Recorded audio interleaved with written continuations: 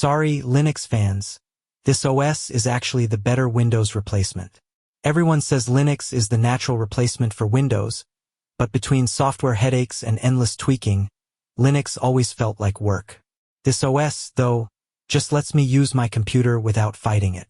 It wasn't the switch I planned, but it's the one that finally stuck. Yes, I'm talking about Mac OS.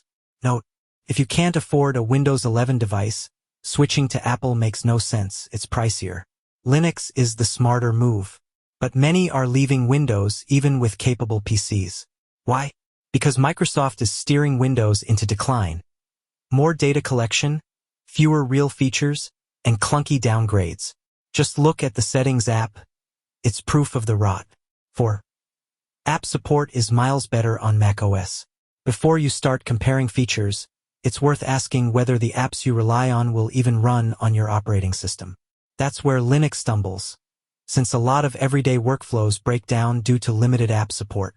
For example, Microsoft Office and Adobe's Creative Suite aren't available, and while alternatives like LibreOffice or DaVinci Resolve exist, they're not true replacements. For people like me who have been using the same apps for years, relearning software just to get work done is a deal breaker. The reality is that most industry-standard apps are available on macOS or Windows, and since I'm trying to move away from the latter, a Mac is my only real option. With macOS, I don't need to worry about whether the tools I use will run or not, because the answer is almost always yes. To Linux's credit, it is actually miles better than macOS at gaming.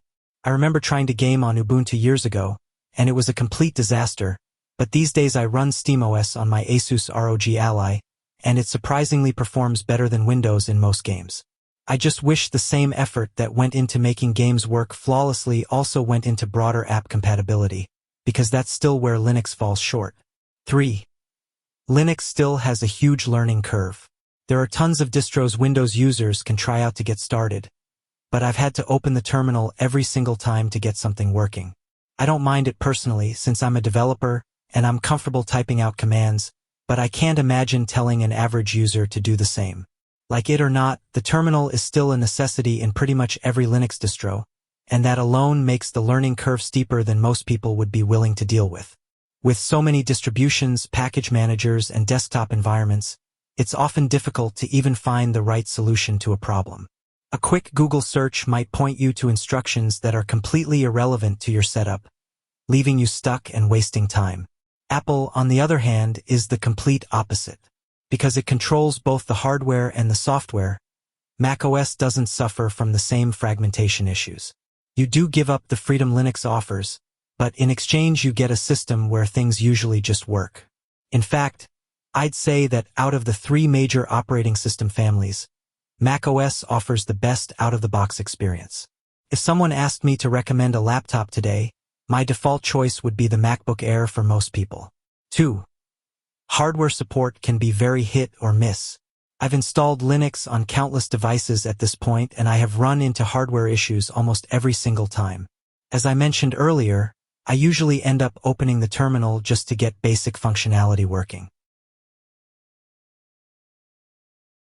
A great example of this would be my secondary laptop, which would refuse to boot Linux on a fairly standard Western Digital M.2 SSD. It took me hours of searching around on Google to figure out a solution, which was to add a specific boot argument in the bootloader. Even though I was able to fix this, I would never expect an average user to be able to figure it out. Even secondary things like fingerprint readers or printers can be very hit or miss, and you might have to settle for living without hardware that you have already paid for. That's exactly why Macs stand out. macOS is built for Apple's hardware, and the second I boot it up for the first time, everything just works. There is no need to go through forums and typing out weird commands just to get basic stuff working. Unless more devices like the Steam Deck start showing up, where Linux comes pre-installed and already tuned for the hardware, this is always going to be a massive headache. 1. Most people don't want to install another OS. The truth is most people don't want to bother with installing another operating system. Creating a bootable USB, wiping their drive, and digging into the BIOS might sound simple enough to someone who has been using Linux for a while, but for the average person, even getting into the BIOS feels uncomfortable. Even the creator of Linux has admitted this is one of the main reasons Linux has struggled to gain market share on desktops. It rarely comes pre-installed on devices, and that alone puts it out of reach for most people.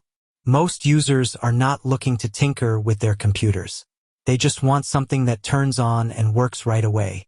And as long as Linux continues to rely on people installing it themselves, it is always going to feel like a niche option.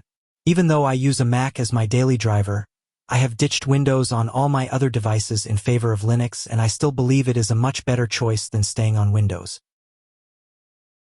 Linux still has plenty of flaws for most average users, but if your workflow works well on it, I would definitely encourage you to stick with it because you also get the benefits of the freedom that Linux provides that isn't there on macOS.